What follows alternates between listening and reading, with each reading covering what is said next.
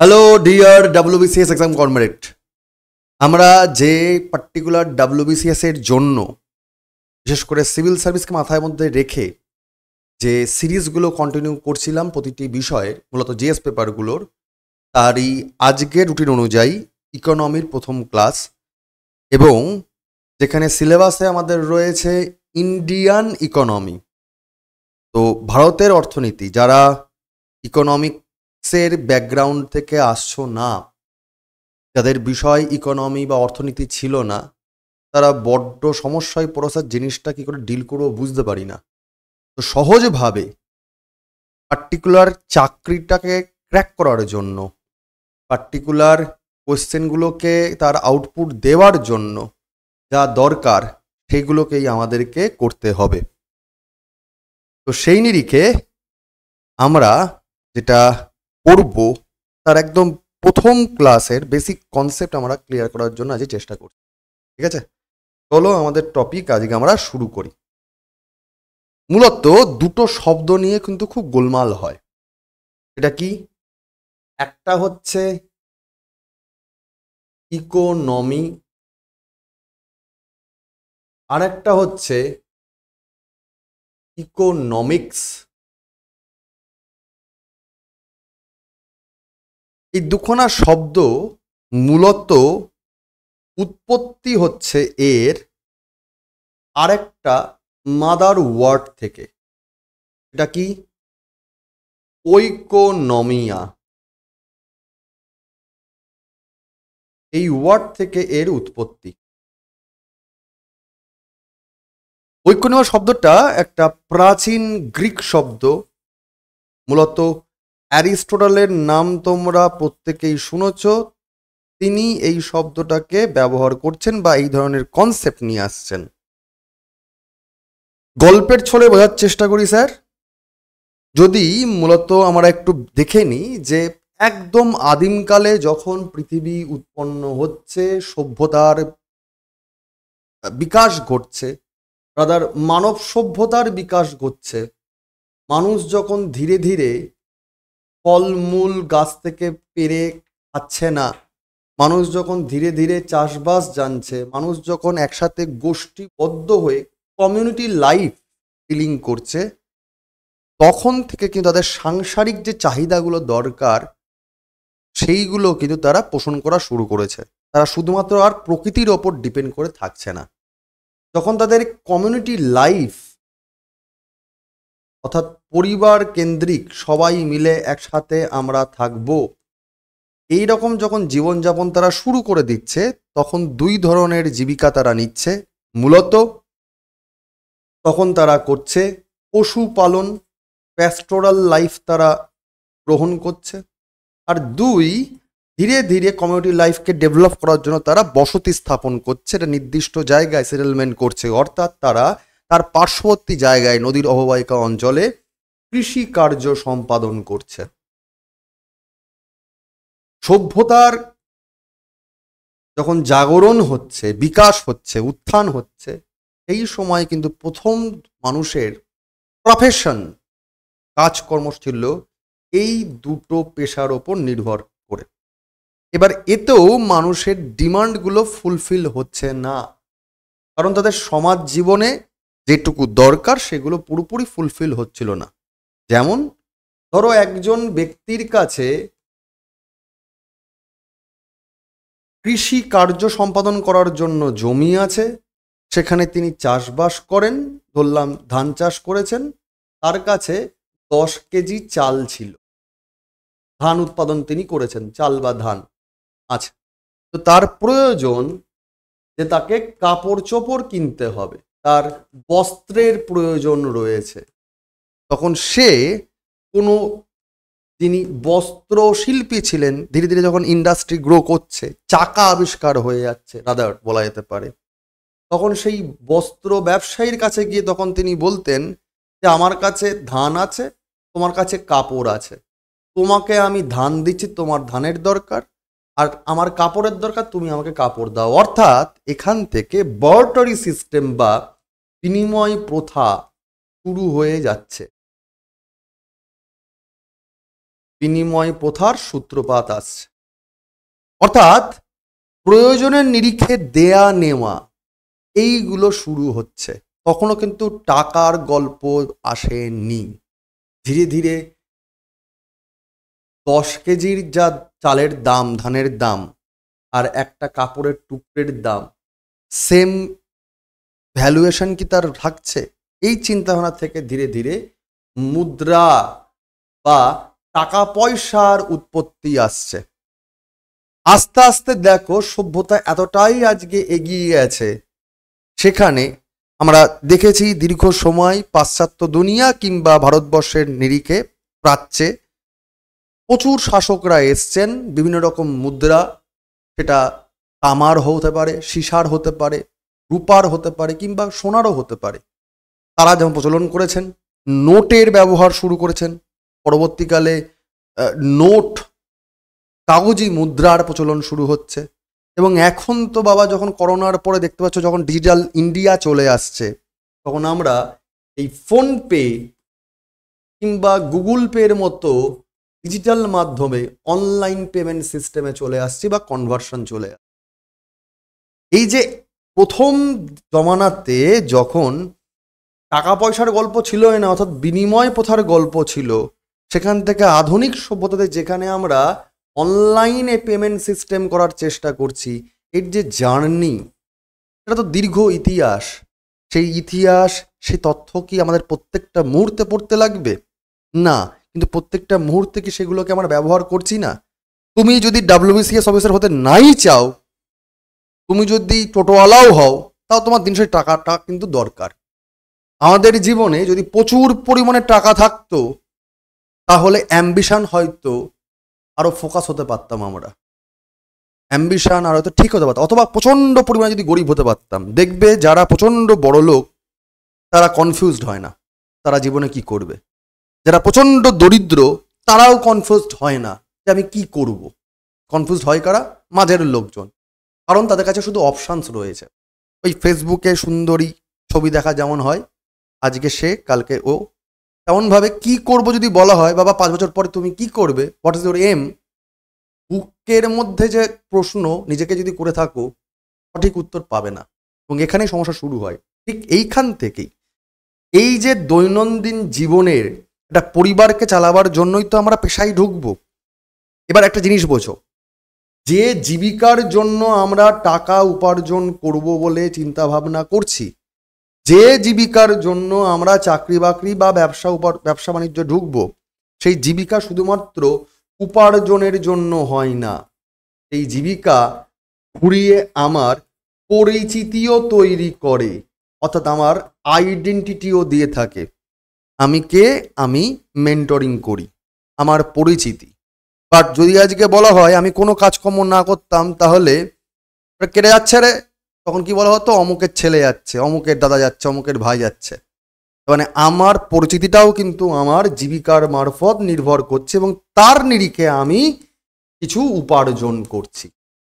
এই রকম ভাবে পরিবারতান্ত্রিক ভাবে যে চাহিদা, যে কি দরকার, আমার কাপড় দরকার না আমার খাবার দরকার, নাকি আমি কোথাও ঘুরতে যাচ্ছি তার জন্য আমার কিছু ইকুইপমেন্টসের দরকার, সেই নিরিখে যে প্রয়োজন বোধ পড়েছিল, এবং সেটাকে নিয়ে যখন সমাজ ব্যবস্থায় কিছু মানুষজন চিন্তা করছে যে না কিছু তো দরকার, কারণ সমান সমান তো আর দেয়া নেওয়া হচ্ছে না, তাহলে নিশ্চয়ই কিছু একটা হিসেব নিকেশ লুকিয়ে রয়েছে এর মাধ্যমে। সেই চিন্তা ভাবনা থেকেই কিন্তু প্রাচীন গ্রিসে এই ঐকোনমিয়া শব্দের চলন হচ্ছে, যার মানে হচ্ছে পরিবার পরিচালন বিদ্যা। পরিবার পরিচালন বিদ্যা, অর্থাৎ একটি পরিবারকে, একটা সংসারকে পরিচালনা করার জন্য দৈনন্দিন দিনে যা যা লাগে সেটা জোগাড় করার জন্য যে অর্থনীতি, সেটাই হচ্ছে ঐকোনমিয়া। এবং এখান থেকেই পরবর্তীকালে যখন অর্থনীতিবিদরা, বিশেষ করে সমাজবিদরা চিন্তাভাবনা শুরু করলেন, তখন দেখলেন দুটো চিন্তাভাবনা আসছে প্রাথমিক স্তরে। এক ইকোনমি, আর দুই ইকোনমিক্স। কোদা বাংলায় যদি বলার চেষ্টা করি, তাহলে ইকোনমি এর মানে হচ্ছে অর্থনীতি।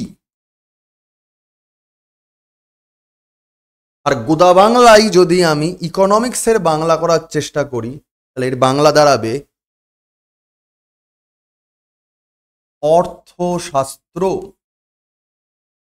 ঠিক আছে স্যার, যদিও ইকোনমিক্সকেও অনেকে অর্থনীতি বলে, কিন্তু গল্পটা কি আমি কেন লিখেছি, যারা প্রপার ইকোনমিক্সের লোকজন তারা এখানে নানা রকম বিদ্রোহ আন্দোলন শুরু করতেই পারেন, কিন্তু মাথার মধ্যে রাখবো যে বাবু আমি ইকোনমিক্সের বা ইকোনমির লোক হই বা না হই, আমি যদি ডাব্লিউবিসিএসকে সিভিল সার্ভিসে ক্র্যাক করতে চাই তাহলে জীবনবোধ থাকা খুব দরকার, কারণ আমাকে সমাজকে ম্যানেজ করতে হবে, সমাজকে ডিল করতে লাগবে, সমাজকে আমাকে লিডারশিপ দিতে হবে।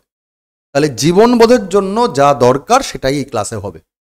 ঠিক, খুব সহজভাবে ভাবো, নীতি যখন কথাটা আমরা উচ্চারণ করি তার মানে হচ্ছে স্যার এখানে বেশ কিছু পলিসির কথাবার্তা চলে আসছে। পলিসি, নীতি মানে বাংলায় কি বলতে পারি, পলিসি, নিয়ম নীতি প্রথা। তার মানে এটার বাস্তবায়ন হয়, অর্থাৎ ইমপ্লিমেন্টেশন হয়ে থাকে স্যার,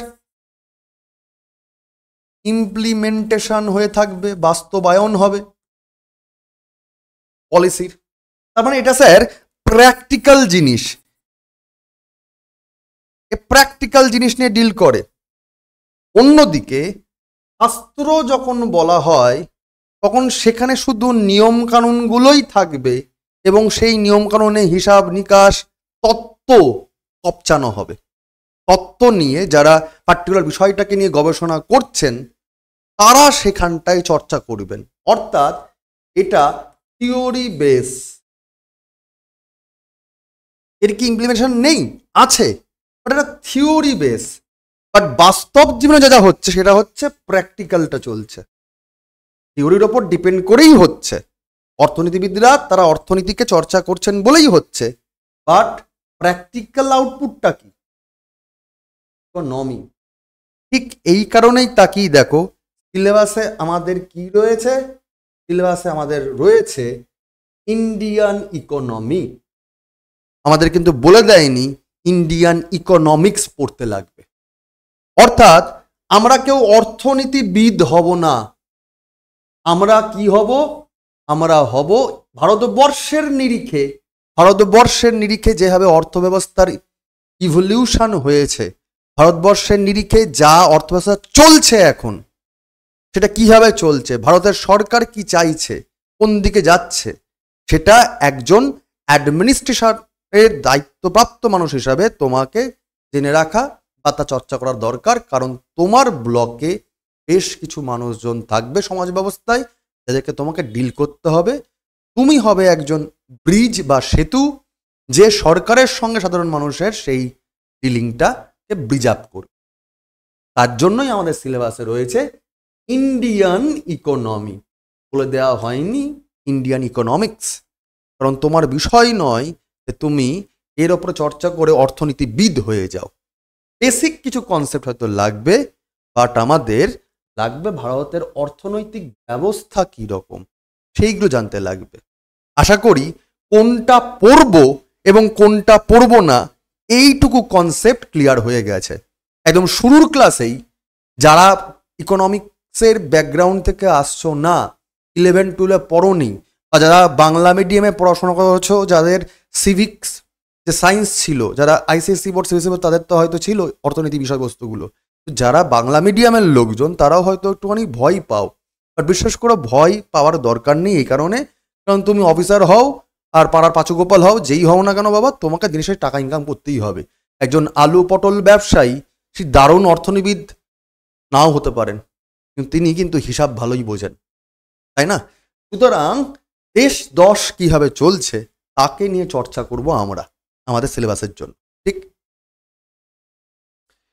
তো যদি একটু পেছনের দিকে যাওয়া যায় যে এটা আসছে কি করে, চর্চাটা ডেভেলপ হচ্ছে কি করে, তাহলে দেখা যাবে 1776 নাগাদ এই সালে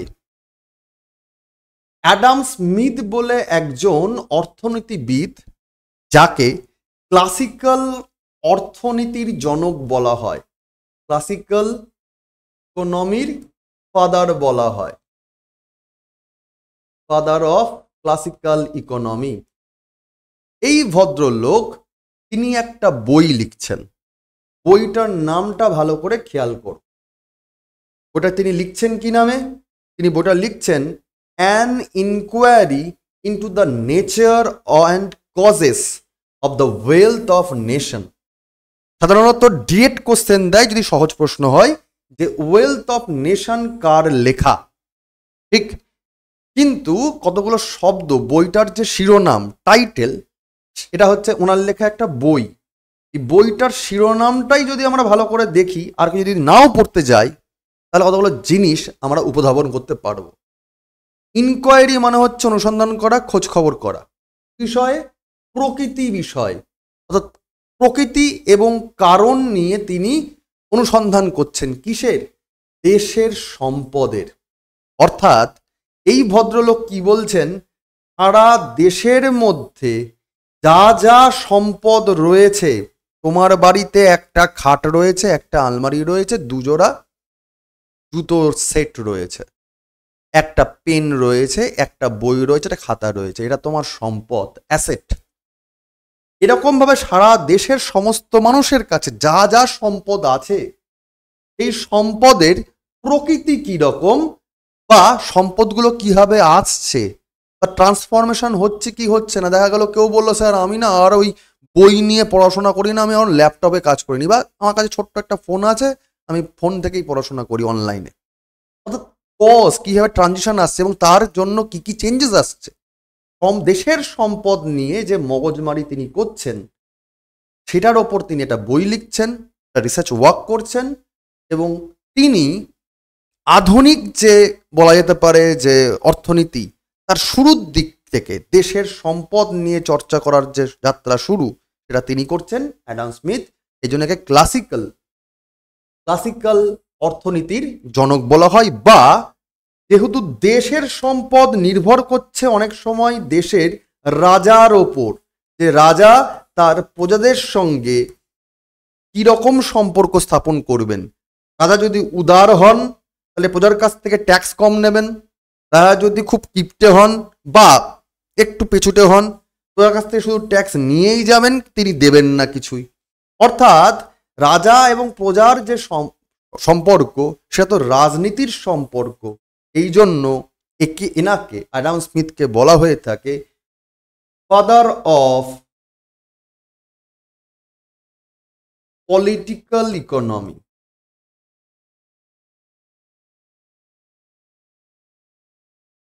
রাষ্ট্রনৈতিক অর্থনীতির জনক হিসেবে তিনি খ্যাত। বেসিক কনসেপ্ট, অর্থাৎ দেশের সম্পদ নিয়ে তিনি চর্চা করছেন।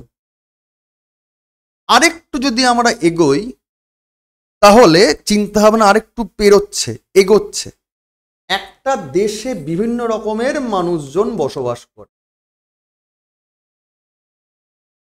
এই মানুষজনের দৈনন্দিন চাহিদা, ডিমান্ড আলাদা আলাদা হয়। সেই অনুযায়ী তাদের অর্থনৈতিক চিন্তাভাবনা বা প্রয়োজনীয়তা পাল্টে যায়, স্ট্যাটাস পাল্টে যায়। সেখান থেকে একটা তত্ত্ব আসে, সেটা হচ্ছে নিও ক্লাসিক্যাল ইকোনমিক্স। এই তত্ত্বের স্রষ্টাকে আলফ্রেড মার্শাল।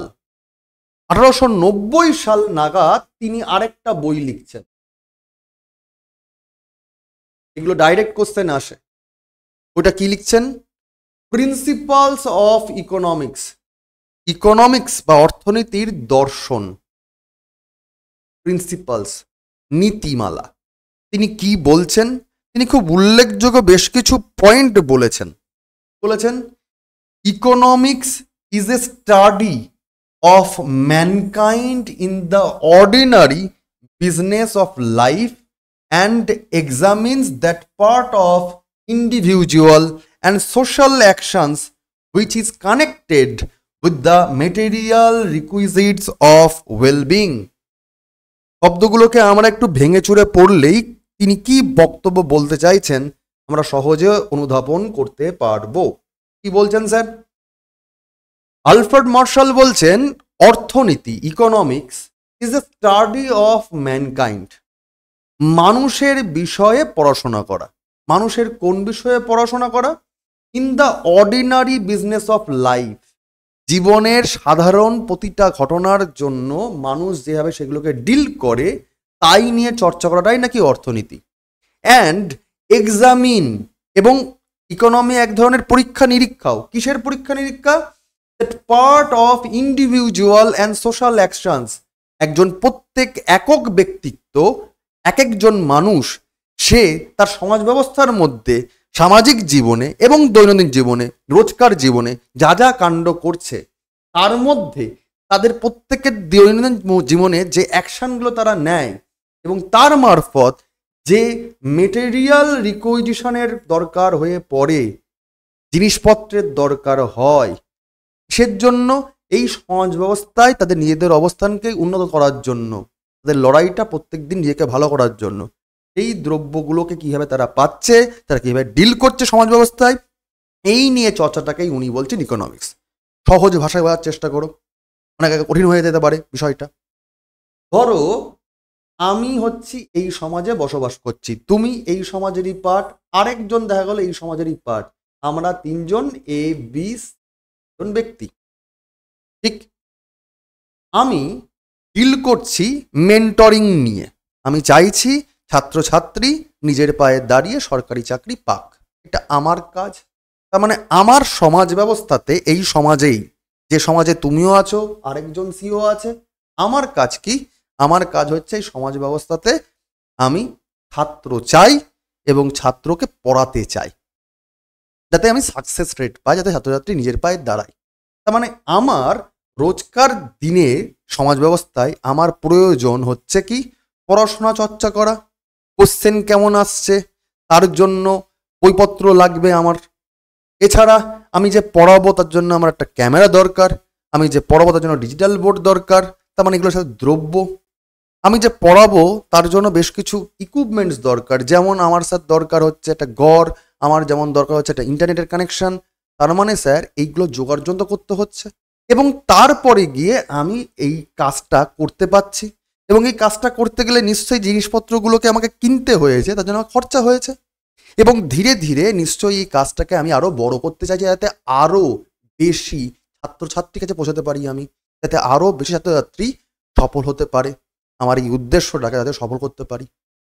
এর মারফত আমি যেমন আমার অর্থনৈতিক অবস্থাকে শ্রীবৃদ্ধি করার চেষ্টা করব, তেমনই প্রত্যেক ছাত্রছাত্রী চেষ্টা করবে কি, যে তার যে আজকের অবস্থান সেজন্য 5 বছর পর আরও বেটার লাইফ পায়, তারপরে আরও বেটার লাইফ পায়। প্রত্যেক তো বড় হওয়ার চেষ্টা করছি, যে যেখানেই থাকে না কেন, কেউ গান গা, কেউ শিক্ষক হোক, তোমরা চাকরি করো, যে যেখানেই থাকো না কেন, প্রত্যেক তো বড় হওয়ার চেষ্টা করছো অর্থনৈতিকভাবে।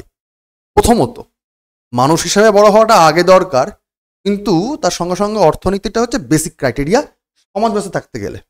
আজকে তোমার সাইকেল নেই, তোমার শুধু সাইকেল আছে, কালকে তোমার দরকার হচ্ছে একটা বাইক, তারপর দিন তোমার দরকার হচ্ছে একটা আপেল ফোন, তারপর তোমার দরকার হচ্ছে একটা 4 চাকা। ডিমান্ড বাড়বে, সমাজ ব্যবস্থা তোমাকে উত্তীর্ণতার ডিমান্ড বাড়বে। অর্থাৎ প্রত্যেক মানুষের দেখো বড় হওয়ার জন্য দৈনন্দিন যে সমাজ ব্যবস্থায় অ্যাকশনগুলো হয়, এবং সেই নিরিখে মেটেরিয়াল যে রিকুইজিশনের দরকার পড়ে নিজেকে এবং সমাজ ব্যবস্থা গোড়াটাকেই ওয়েল বিং করার জন্য, এই নিয়ে মানব জাতির সম্পর্কে যে পড়াশোনা, সেটা সমস্ত টাকা পয়সার উপরই ডিপেন্ড করছে।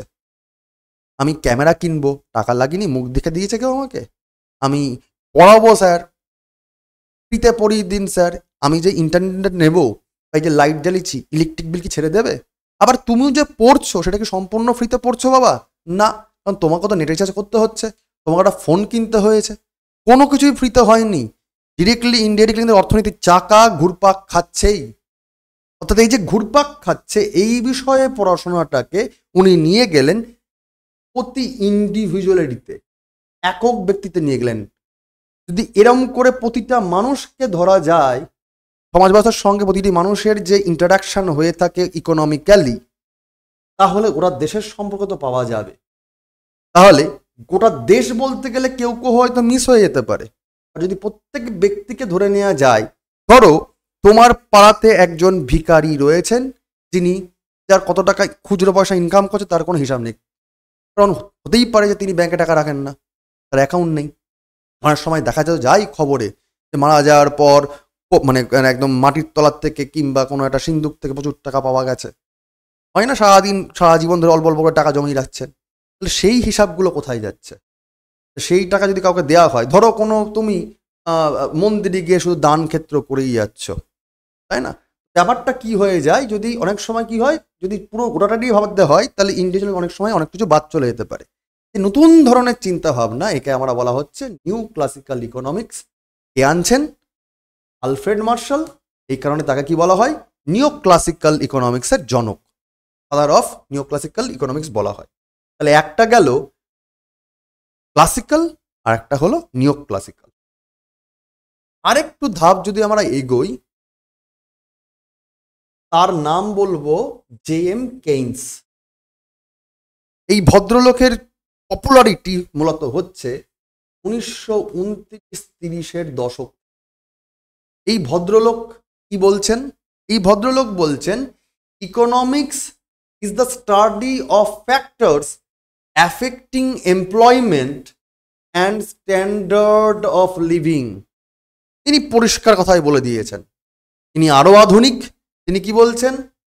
যে যে ফ্যাক্টরগুলো রয়েছে, যে ফ্যাক্টরের ওপর নির্ভর করছে বা তারা সেই ফ্যাক্টরগুলো অ্যাফেক্ট করছে, প্রভাব বিস্তার করছে কোথায়? এমপ্লয়মেন্টে। এবং এই এমপ্লয়মেন্টের মাধ্যমে কি হবে? স্ট্যান্ডার্ড অফ লিভিং ডিপেন্ড করবে। আমি যদি আজকে 15,000 টাকা ইনকাম করি, তাহলে আমার যা থার্ড বার্ড হবে, আর আমি যদি আজকে 50,000 টাকা ইনকাম করি, আমার থার্ড বার্ড আলাদা হবে। কারণ 15,000 টাকাতে আমি সেরকম ঘরেই থাকবো, আমি সেরকম লাঠি জ্বালাবো, আমি সেরকমভাবেই জামা কাপড় পরবো, আমি সেরকমভাবেই সেরকম দামেরই ফোন কিনবো, আমি সেরকমভাবেই ট্রেনে বাসে চলাচল করবো।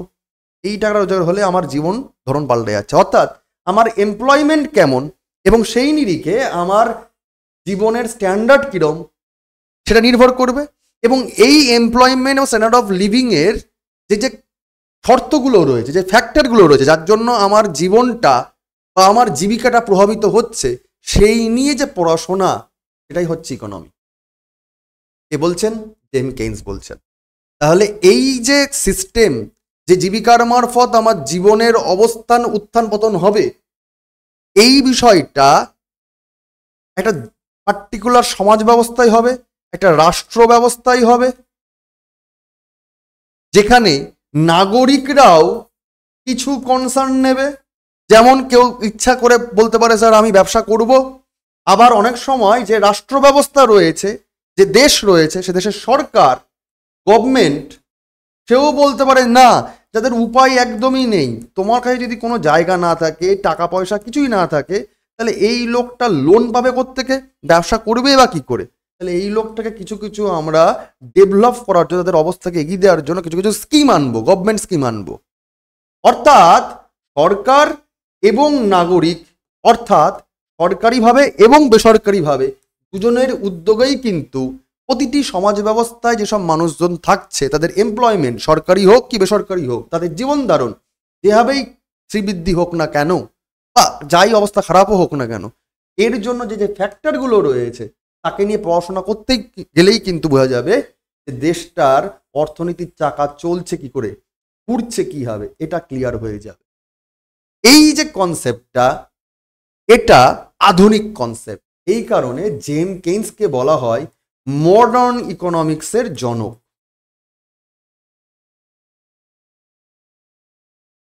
Father of modern economics. Clear? এবার কতগুলো বিষয়ে আসবো, কনসেপ্টে আসবো। এই যে আমরা তাহলে পরিষ্কার করে বুঝে যাচ্ছি যে আমরা ইকোনমিক্স নিয়ে কিন্তু পড়ছি না, আমরা পড়ছি কি? ইকোনমি নিয়ে আমাদের সিলেবাসে রয়েছে। বাট ইকোনমিক্সের বেসিক কিছু জিনিস যদি না জানি, তাহলে রান হচ্ছে কি করে অর্থনীতি সেটাও বুঝতে পারবো না। সেই নিরিখে যেটুকু দরকার সেগুলো পড়তে লাগবে। সেই নিরিখে মেজর টপিকসগুলোকে যদি দেখে নিই, তাহলে কি কি জিনিস লাগে? লাগে প্রথম যে পয়েন্ট, সেটা হচ্ছে কনজামশন। কি জিনিস স্যার? কনজামশনের বাংলা মানে হচ্ছে ভোগ করা, বা বাংলায় বলতে পারো আরো উপভোগ করা। পার্থক্য কি স্যার? ধরো তোমাকে বাড়িতে বলেছে মায়ের জন্য শাড়ি কিনে নিয়ে আয়, তুমি মায়ের জন্য শাড়ি কিনে নিয়ে আসলে, কিনেছো তুমি দোকানে গিয়ে, তার মানে তুমি কে বাবা? ক্রেতা। তুমি শাড়িটা কিনেছো, কিন্তু শাড়িটা কিনে এনে তুমি তোমার মাকে দিয়েছো। শাড়িটা পরছেন কে? তোমার মা পরছেন। তাহলে এখানে শাড়িটা ব্যবহার বা ভোগ করছেন কে? তোমার মা। তার মানে কিছু কিছু দ্রব্য, সেটা কি হয়? উপভোগ বা ভোগ করতে হয়, একে কনজামশন বলে। তার মানে এখানে দুটো জিনিস আছে, দুটো শব্দ চলে আসে আবার পরবর্তীতে যদি ডেপথে পড়াশোনা যখন করব আমরা। একটা হচ্ছে কনজিউমার, আর একটা হচ্ছে কাস্টমার। কাস্টমার কনজিউমার সবসময় নাও হতে পারে, কিন্তু একজন কনজিউমার কাস্টমারও নাও হতে পারে, বাট হওয়ার চান্সই বেশি অনেক ক্ষেত্রে।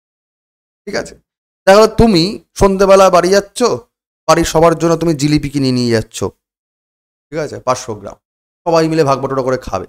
দোকানে কিন্তু তুমি কাস্টমার হয়ে গেলে দোকানের নিরিখে, কিন্তু তুমি যখন বাড়িতে কি যাচ্ছ 500 গ্রাম জিলিপির প্যাকেট নিয়ে, তখন সবাই মিলে উপভোগ করে মুড়ি দিয়ে খাচ্ছ। এই যে বিষয়টা, তখন সবাই কিন্তু উপভোগ করছে, কনজামশন করছে। তার মানে একটা জিলিপির কথা বললাম, একটা শাড়ির কথা বললাম, দেখো এইগুলো কিন্তু দ্রব্যগুলোকে কেনাকাটি করা হচ্ছে, অর্থাৎ উপভোগের দরকার পড়বে, তাই না? উপভোগের দরকার আছে। এরকমভাবে তুমি সার্ভিসও কিন্তু কি করতে পারো? উপভোগ করতে পারো। যেমন তুমি এই মুহূর্তে করছো, তুমি একটি নেট কানেকশন নিয়েছো, যার মারফত এই ক্লাসগুলোকে তুমি চালিয়ে চালিয়ে দেখছো এই প্ল্যাটফর্মে। অর্থাৎ তুমি তাকেই দেখো, ওই নেট সার্ফিংটা করার জন্য, তোমাকে একটা সার্ভিস নেওয়ার জন্য, যা তুমি খাচ্ছ তোমার অন্তঃস্থলে যাচ্ছে, চোখে দেখতে পাচ্ছ না, তাকে সার্ভিস বা সেবা বলছি, তার জন্য কিন্তু তোমাকে খরচা করতে হচ্ছে। অথবা যারা নেট প্রোডাকশন করছে, কানেকশন তৈরি করছে, তাদের জন্য কিছু খরচাপাতি হচ্ছে। অর্থাৎ যদি ধরো তুমি খাবার কাঁদছো, ধরো জিলিপি তুমি কিনেছো, জিলিপি তৈরি করতে হবে, মানে প্রোডাকশন তো লাগবে। অর্থাৎ কনজামশন হচ্ছে প্রথম ক্রাইটেরিয়া, প্রথম টপিক। কনজামশনের ওপর ডিপেন্ড করে, বা কনজামশন আছে বলেই কিন্তু জিনিসপত্র তৈরি হবে, দ্রব্য বা সেবা কি হবে? তৈরি হবে। তাহলে যে কোনো সেবা কার্য বা যে কোনো দ্রব্য, তাকে তো প্রোডাকশন হবে, তারপর তো লোকে সেটাকে কনজাম করবে। তারপরে এই দুটোর মধ্যে কি হবে স্যার? বিনিময় হবে। যেমন তুমি 500 গ্রাম জিলিপি কিনবে, দোকানদার প্রোডাকশন করবে, তাদের মধ্যে তোমাদের মধ্যে টাকা নিয়ে বিনিময় হবে, এক্সচেঞ্জ হবে। আবার তুমি এক প্যাকেট 500 গ্রাম জিলিপি নিয়ে গেছো, তুমি তোমার বাড়ির মধ্যে সবার মধ্যে বন্টন করে দিচ্ছ, অর্থাৎ ডিস্ট্রিবিউশন হচ্ছে।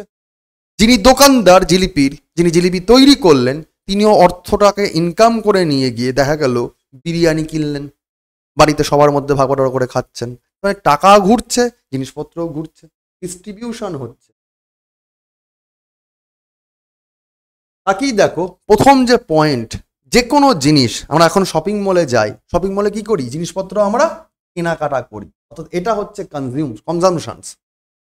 তারপরে এই জিনিসপত্র তৈরি করার জন্য কি লাগে? প্রোডাকশন লাগছে। প্রোডাকশন যখনই হচ্ছে, তখন জিনিস দোকান থেকে কেনার জন্য স্যার আমরা কি করব? বিনিময় করব, কিছু টাকা দেব, তার বিনিময়ে কোনো জিনিসপত্র পাবো। যদি বিদেশ থেকে কিছু কেনাকাটা করি, তাহলে বিদেশি মুদ্রা আবার লেনদেন করতে হবে, কারণ অন্য দেশে তো অন্য টাকা, এদেশের টাকা রিসিভ হবে না। তারপর এই প্রতিটা জায়গায় বৃহত্তর কাস্টমার ধরার জন্য, প্রতিটি জায়গায় যার যেরকম দ্রব্য দরকার, যার যেরকম সার্ভিস দরকার, সেই জিনিসগুলো কি হবে? সারা দেশে, সারা পাড়াতে, সারা ব্লকে, সারা রাজ্যে ছড়িয়ে পড়বে। অর্থাৎ পুরো প্রোডাকশনটা কি হবে? ছড়াবে, ডিস্ট্রিবিউট হবে। যেমন দেখবে, পাতি কথা বলি, হ্যাঁ বাবা, যেমন দেখো টিয়া বিড়ি হয়তো কোথাও তৈরি হচ্ছে, প্রতিটা পাড়ায় পাড়ায় পাওয়া যায়, বাট ডিস্ট্রিবিউটররা কি করে? টিয়া বিড়িকে প্রতিটা দোকানে দোকানে বিড়ির দোকানগুলো দিয়ে বেড়ায়। অর্থাৎ পার্টিকুলারলি ডিস্ট্রিবিউশন হয়, বিনিময় প্রথমত তাকে দিতে হবে, ডিস্ট্রিবিউট করতে হবে, বন্টন যাকে বলা হয়। অর্থাৎ প্রোডাকশন মানে উৎপাদন, এটা একটা টপিক, এটা একটা কি পয়েন্ট। তেমনই আর একটা কি পয়েন্ট হচ্ছে এক্সচেঞ্জ, বিনিময়। তেমনই আর একটা কি পয়েন্ট হচ্ছে বন্টন। এবার সবার ওপর ডিপেন্ড করে যে অর্থনীতির চাকা প্রতিটা একক ব্যক্তির পকেট থেকে বেরোচ্ছে, করতে করতে করতে করতে সারা দেশের যা ইনকাম, তাকে স্যার আমরা কি বলবো? জাতীয় ইনকাম বলবো। জাতীয় আয় বলবো, এটাও একটা কি পয়েন্ট। এবার সরকার তার দেশের নাগরিকের জন্য কিছু স্কিমস নেবে, কিছু পন্থা নেবে এবং দেশটাকে পরিচালনার জন্য কিছু সিস্টেম থাকবে, তাকে আমরা বলবো পাবলিক ফিনান্স।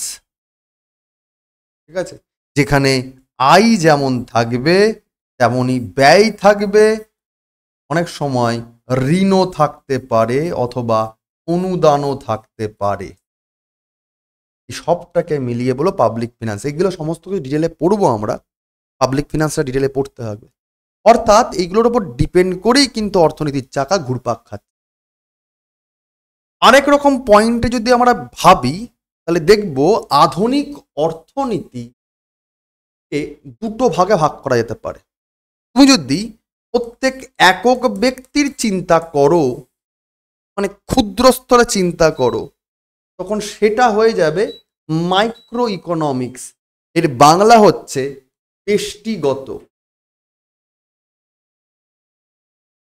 বাংলাগুলো খটোমটো আছে, ব্যষ্টিগত বলা হয়। ক্ষুদ্র স্তরে একজন হলে মাইক্রো, তাহলে 10 জন হলে স্যার কি হবে? এর থেকে বড় অর্থনীতি হয়ে যাচ্ছে, এটা হয়ে যাবে ম্যাক্রো। একে বাংলা হচ্ছে সমষ্টিগত। এবার স্যার কনসেপ্টটা কি? আমি সহজ করে বলার চেষ্টা করি, যারা নন ব্যাকগ্রাউন্ড ইকোনমিক্সের, বোঝার চেষ্টা করো বাবা। ধরে নাও বাবু যে একজন ব্যক্তি আয় করছে 50 টাকা, 10 জন ব্যক্তি আয় করছে 50 টাকা করি, তাহলে 10 জনের আয় হবে কত? 500 টাকা। তার মানে এখানে অনেকের ইনকাম রয়েছে, সমষ্টিবাচক। এখানে একা করছে, এটা ব্যক্তি বা ব্যষ্টিবাচক। এবার ধরে নাও এই কনসেপ্টটাই উদাহরণের ওপর ডিপেন্ড করে প্রশ্ন আলাদা আলাদা হয়ে যেতে পারে, বা প্রশ্নের উপর ডিপেন্ড করে উদাহরণ আলাদা আলাদা হতে পারে। ধরো একটা দেশের মধ্যে পার্টিকুলার কোন একটা সেক্টরকে ধরে নাও বলবো টেলিকম ইন্ডাস্ট্রি, এই যে ফোন ব্যবস্থা, নেটওয়ার্ক, এইগুলো ধরে নাও। টেলিকম ইন্ডাস্ট্রির মধ্যে তো অনেক কোম্পানি রয়েছে, যেমন ভারতবর্ষের সরকার রয়েছে বিএসএনএল যাকে বলি, যেমন আমরা বলতে পারি ভোডাফোন, ভিআই যাকে বলি আজকাল, কিংবা এয়ারটেল, কিংবা বলতে পারি আমরা জিও, রিলায়েন্স, এরকম তো আছে। এবার টেলিকম ইন্ডাস্ট্রিতে যদি পার্টিকুলার বলা হয় যে টেলিকম ইন্ডাস্ট্রির নিরিখে জিও কি রকম জায়গায় রয়েছে, মাইক্রো না ম্যাক্রো, তাহলে টেলিকম ইন্ডাস্ট্রিতে অনেক কোম্পানি, তার মধ্যে জিও হয়ে গেলে কি হবে?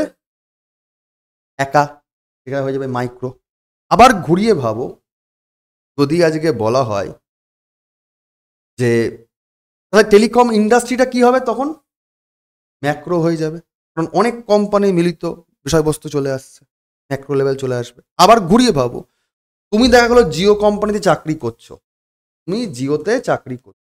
তোমার একার যায় আর জিও কোম্পানি টোটালটা যায়, তোমার নিরিখে জিও কোম্পানির আয়টা কি হয়ে যাবে? ম্যাক্রো হয়ে যাবে। অর্থাৎ কম হলে ব্যষ্টিগত, একের বেশি বা বেশির দিকে গেলে সমষ্টিবাচক বা ম্যাক্রো লেভেল। এটুকু ক্লিয়ার? আধুনিক অর্থনীতিতে বেসিক্যালি মাইক্রো ম্যাক্রো ইকোনমিক্স দেখতে পাওয়া যায়। এছাড়াও অনেক রকম দেখতে পাওয়া যায়, যেমন ওপেন ইকোনমি,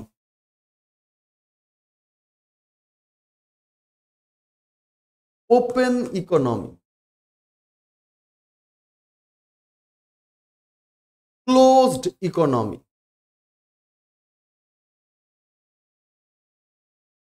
এইগুলোও দেখতে পাওয়া যায়। কিরকম? যে দেশগুলো যারা বাইরের দেশের থেকে কোনো প্রোডাক্ট বা কোনো রকম সার্ভিস দেয়ও না, নেয়ও না, তারা দেবেও না, নেবেও না, তারা নিজেদের মধ্যে যা উৎপাদন হচ্ছে, যা কার্য হচ্ছে, তারা নিজেদের জীবনটাকে নিজেদের মতো করেই নির্ভর করছে, এটা হয়ে যাচ্ছে ক্লোজড ইকোনমি। পৃথিবীর বেশিরভাগ দেশই কিন্তু আসলে একে অপরের ওপর লেনদেনে বিলং করে, কেউ কারোর থেকে দেয়া নেয়া নেই, কোনো সিঙ্গেল ব্যাপারে এরকম হতে পারে। যেমন কোনো দেশে হয়তো তেলের প্রোডাকশন বেশি আছে, কোনো দেশে হয়তো তেলের চাহিদা দরকার, কারণ জনসংখ্যা বেশি, ট্রান্সপোর্ট সিস্টেম দরকার, পরিবহনের ব্যবস্থা দরকার। তো এই দেশ থেকে কি হবে, তেল গ্রহণ করবে। আর দেখা গেলো এখানে খাবারের উৎপাদন নেই, আর এখানে খাবারের উৎপাদন ভালো হয়ে থাকে, এখান থেকে খাবার যাবে এদেশে, বিনিময় চলছে, লেনদেন চলছে। অর্থাৎ অর্থনীতি দেওয়া নেওয়া হয়, এখানে অর্থনীতি দেওয়া নেওয়া হয় না। যেখানে হয় না সেটা হচ্ছে ক্লোজড ইকোনমি, আর যে দেশগুলোতে একে অপরের প্রতি দেওয়া নেওয়া হয় ওপেন ইকোনমি। মূলত যেসব ট্রাইবাল কান্ট্রি রয়েছে, প্রিমিটিভ যে উপদ্বীপীয় অঞ্চলগুলো রয়েছে, আইল্যান্ড কান্ট্রি যেগুলো রয়েছে, সেই কান্ট্রিজগুলো খুব কম দেওয়া নেওয়া করে, প্রায় নেই বললেই চলে। কিন্তু বেশিরভাগ পৃথিবীর দেশগুলোতেই কিন্তু ওপেন ইকোনমি রয়েছে, কারণ একা বাঁচা যাবে না। ঠিক আছে। আবার অন্যরকম ভাবে যদি অর্থনীতির ব্যবস্থাকে আমরা একটুখানি পড়াশোনা বা চর্চা করার চেষ্টা করি, অর্থনৈতিক সিস্টেম কীরকম হয়, সেক্ষেত্রে আমরা বলতে পারি অর্থনীতি 3 রকমের হয়। এক, ক্যাপিটাল বা মার্কেট ইকোনমি। 2, সোশ্যালিস্ট বা কমিউনিস্ট বা প্ল্যান্ড ইকোনমি। আর 3, মিক্সড ইকোনমি। জিনিসটা কি, সহজ বিষয়, বোঝার চেষ্টা করব।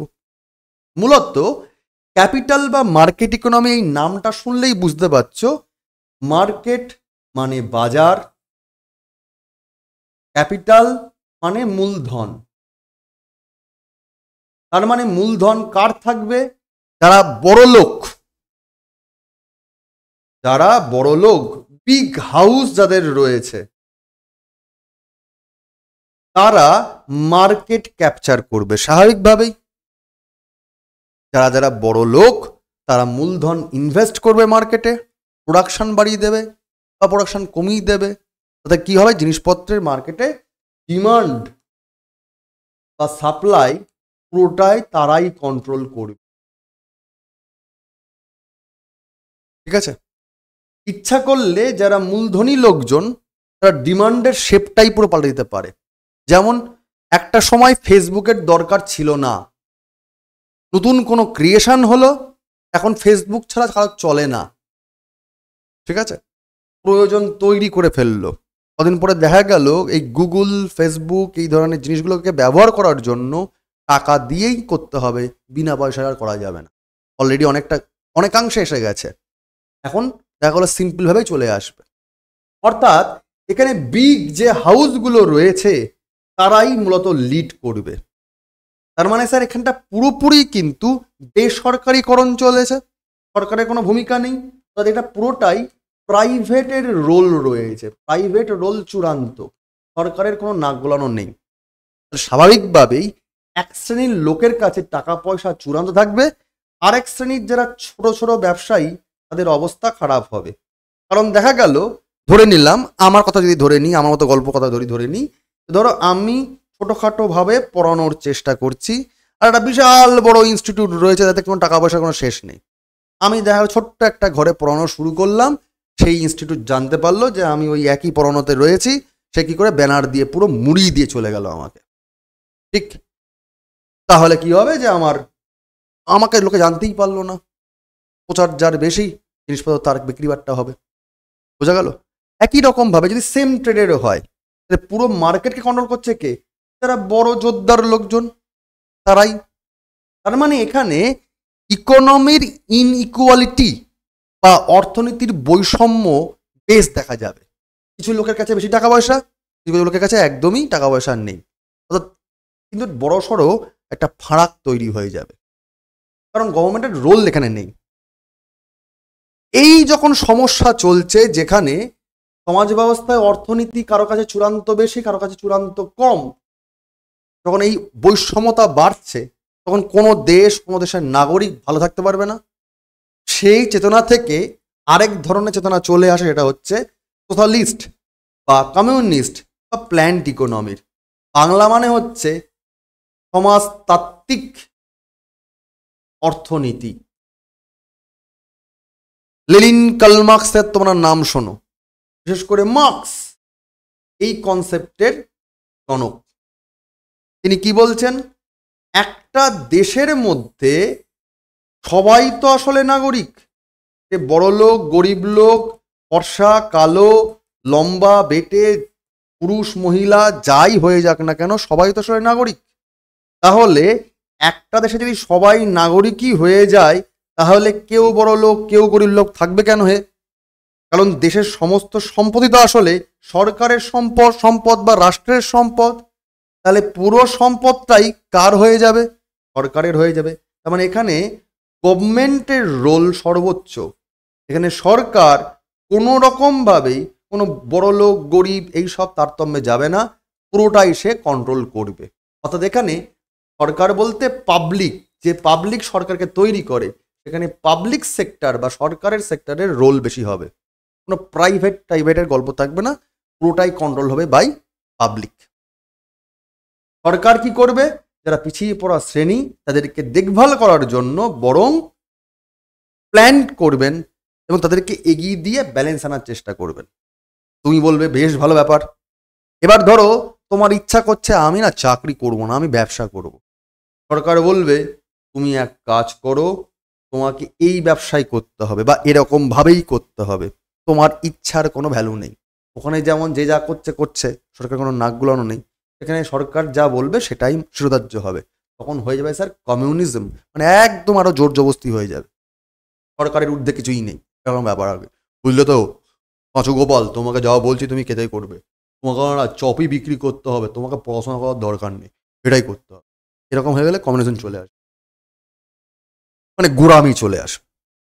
তার মানে দেখা গেল যদি খুব প্রাইভেটাইজেশন হয়ে যায় তাহলেও বিপত্তি, আবার যদি সমস্ত কিছু সরকার নাক গলায় তাহলেও বিপত্তি। 1929 সাল 30 সালের দশকে এর একটা সমাধান আসলো। বলল দুটোরই যখন বিপত্তি, দুটোকে ব্যালেন্স করে দাও। যেখানে প্রাইভেটও থাকবে আবার সরকারও থাকবে, মানে পাবলিকও থাকবে। মূলত দেশটা যেহেতু পাবলিকের, জনগণের এবং পাবলিকের দ্বারা সরকার আসছে, সুতরাং পুরোটাই সরকারই কন্ট্রোল করবে। এটাও যেমন সত্যি কথা, তেমন পাবলিক যেমন ফ্রি রয়েছে, ফ্রিডম রয়েছে, তাই পাবলিক ইচ্ছা অনুযায়ী ব্যবসাটাও করতে পারবে। আর সেটা লিমিটেড কন্ট্রোলড হবে বাই দ্য গভর্নমেন্ট। গভর্নমেন্ট সেখানে নাক গলাবে, বাট লিমিটেড। অর্থাৎ এখানে পাবলিক প্লাস প্রাইভেট দুটোরই একটা সমান অবস্থা থাকবে। এবং যেহেতু বেশ কিছু লোক সমাজ ব্যবস্থায় স্বাভাবিকভাবেই পিছিয়ে থাকবে তাদের নিজস্ব চেতনা না থাকার জন্য, ভালো করে পড়াশোনা করতে হবে নিজেকে ডেভেলপ করার জন্য।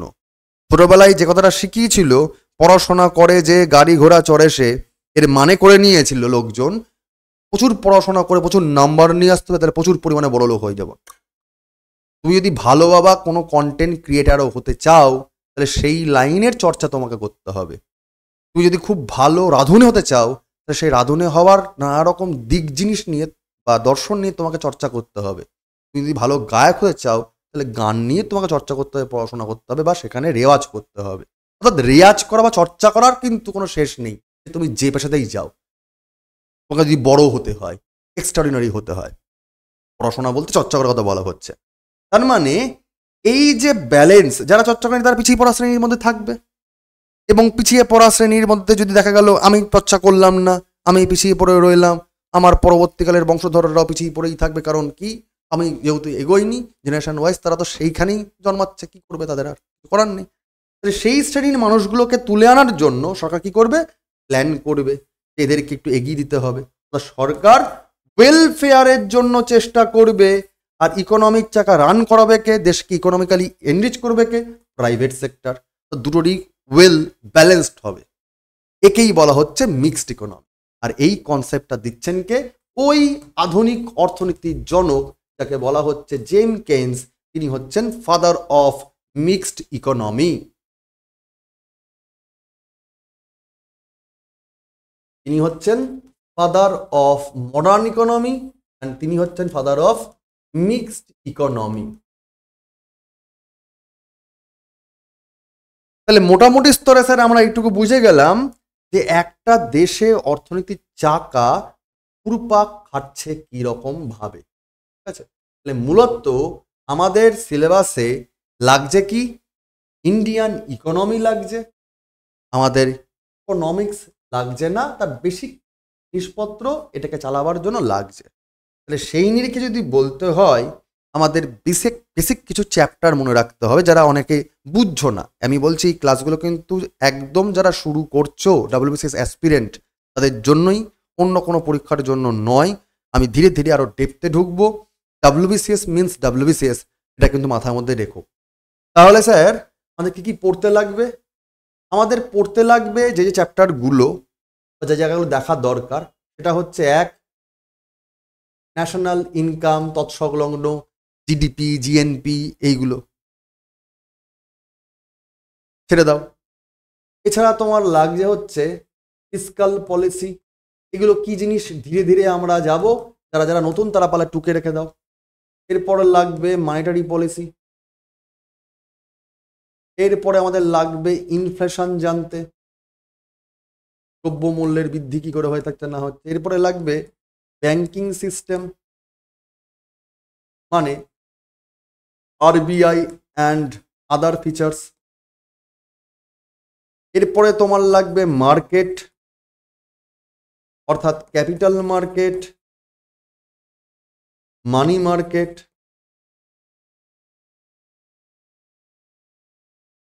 এরপরে তোমার লাগবে কারেন্সি।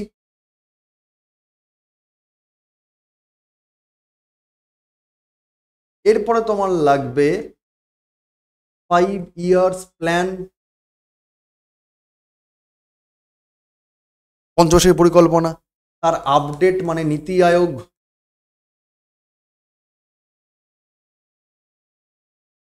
এখানে বেশ কিছু স্কিমস লাগবে এই দূর থেকেই। গভর্নমেন্ট তো মূল খেলা এখান থেকে, যেটা কারেন্ট অ্যাফেয়ার্স বেসড হয়ে যাবে। ঠিক, এরপরে লাগবে ইকোনমিক গ্রোথ অ্যান্ড ডেভেলপমেন্ট। পৃথিবীর বেশ কিছু অর্গানাইজেশন সম্বন্ধে জানতে লাগবে, ইন্টারন্যাশনাল অর্গানাইজেশন, যেমন ওয়ার্ল্ড ব্যাংক, যেমন ইন্টারন্যাশনাল মনিটারি ফান্ড, যেমন এশিয়ান ডেভেলপমেন্ট ব্যাংক, এই জাতীয় জিনিসগুলো জানতে লাগবে। ইউরোপিয়ান ইউনিয়ন সম্বন্ধে জানতে লাগবে অল্প কিছু। এরপরে তোমার লাগবে এগ্রিকালচার, এরপরে তোমার লাগবে ইন্ডাস্ট্রি। ঠিক আছে, যখন তুমি এগুলো পড়ছো তখন আরেকটা জিনিস বলে রাখি, এই যে জিনিসগুলো তুমি দেখলে এরকমভাবেই সেক্টরও কিন্তু আলাদা আলাদা হয়ে যায়। যেমন সেক্টর মূলত দুটো আছে, সেবা ক্ষেত্র দুটো হয়, তিনটে হয় রাদার। একটা হচ্ছে প্রাইমারি সেক্টর, এখানে মূলত ল্যান্ড বা জমির ওপর নির্ভর করে কাজকর্ম হয়, যেমন চাষবাস, বা দেখা গেল তোমার পুকুর আছে, তুমি টুকুস করে মাছ তুলে নিচ্ছ। অর্থাৎ এগ্রিকালচার অ্যান্ড অ্যালায়েড সার্ভিস, কৃষিকার্য এবং তৎসংলগ্ন জিনিসগুলো এখানে কানেক্টিং হয়ে যায়। তোমার জমি আছে কিন্তু চাষযোগ্য নয়, তোমার বাড়ির ছাদ রয়েছে চাষযোগ্য নয়, সেখানে তুমি পোলট্রির খামার করে দিচ্ছ। প্রাইমারি সেক্টর, এখানে তোমার জমি থাকলেই তুমি তার উপরে কাজকর্ম করছ। এরপরে তোমার লাগবে কি সেকেন্ডারি সেক্টর, অর্থাৎ তোমাকে তার জন্য লাগবে জায়গা, এবং যদি প্রোডাকশন বাড়াতে হয় তাহলে তোমার লাগবে লেবার, যারা গায়ে গতরে খেটে তোমার প্রোডাকশনকে বাড়িয়ে দেবে। That means sir industrial sector, industry আসবে, কলকারখানা চলে আসবে। তুমি আগে নিজে হাতে ময়দা বেটে তুমি তৈরি করতে হচ্ছে গিয়ে বিস্কুট, এবার তোমার বিস্কুট খুব ভালো বিক্রি হচ্ছে বা পাশের বাড়ির লোকরা খুব ভালোবাসে, তুমি ব্যাপারটাকে আরো বড় করে দেবে। তুমি রান্না ভালো করতে পারো, তুমি একটু লুচি ফুচি লোকজনকে খাওয়াও, খুব ভালো কথা। এবার দেখা গেল অবস্থা লোকজন আশপাশের বাড়িতে খারাপ, তুমি ধীরে ধীরে ধীরে ধীরে একটা এই যাকে বলা হয় বর্তমানে ক্লাউড কিচেন, মানে তুমি আস্তে আস্তে ওই পরিষেবা দেওয়া শুরু করছো, বাড়িতে বাড়িতে তুমি খাবার দিচ্ছ, হোম ডেলিভারি যাকে বলে। তোমার দেখা গেলো তোমার যদি আরো লোক দরকার পড়ে তখন তুমি নিজে একা রান্না করতে পারবে না, তখন তোমার লেবার লাগবে, বুঝতে পারলো? এখান থেকে ধীরে ধীরে টেকনোলজির ডেভেলপমেন্ট চলে আসবে। আরো একটা সেক্টর আছে, সেটা হচ্ছে টার্সিয়ারি সেক্টর, অর্থাৎ সেবা ক্ষেত্র, সার্ভিস সেক্টর। যে কোনো রকমের সার্ভিস, এটা হতে পারে এডুকেশন, এটা হতে পারে হেলথ, তুমি নার্সিং হোমে যাও কিংবা হসপিটালে যাও, তুমি স্কুলে যাও, কলেজে যাও, ইউনিভার্সিটিতে যাও, কোনো ইনস্টিটিউশনে যাও, যে কোনো রকম সার্ভিস, তুমি গাড়ি করে ঘুরে বেড়াচ্ছ, ট্রাভেল করছো, ট্যুরিজম, ট্রাভেল ট্যুরিজম, ট্রান্সপোর্ট, নানা রকম সার্ভিস সেক্টর। তো এখন সার্ভিস সেক্টরই তো সব, এই যে তুমি গুগল করছো, ইন্টারনেট পরিষেবা নিচ্ছ, তুমি ওয়েবসাইট বানাচ্ছ, যা খুশি করছো, সবই তো সার্ভিস সেক্টর, যে কোনো রকম সেবা তোমাকে করে দিচ্ছে, ঠিক আছে? এই জিনিসগুলো সবই তিনখানা সেক্টর রয়েছে। আমি একদম প্রাথমিকভাবে ইকোনমি জিনিসটা কি, কি লাগবে, কিভাবে আমরা চলবো, তার একটা রোড ম্যাপ দিলাম। আমি যে তোমাদের টপিকগুলো লিখে দিলাম, সেই টপিকগুলোকে ধীরে ধীরে কিন্তু চ্যাপ্টার ওয়াইজ আমরা যাব। তো আশা করি আজকের যে সেশনটা very introductory class economy, rather Indian ইকোনমির, আশা করি যারা একদম নন ইকোনমিক্স ব্যাকগ্রাউন্ড থেকে আসছো তাদের গল্পের ছলে ব্যাপারটা ক্লিয়ার হয়ে গেছে। আমরা কোনো ভারী ভারাক্কাম কথাবার্তা বলবো না, কারণ জীবন বোধের ওপর নির্ভর করে ইকোনমিকে বুঝতে হবে, সেই নিরিখে কিন্তু চর্চা করব।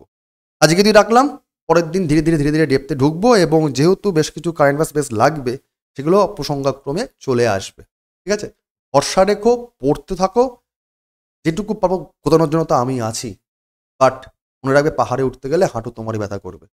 বেস্ট অফ লাক প্রত্যেকে, ভালো থেকো আর পড়াশোনা করো। Thank you.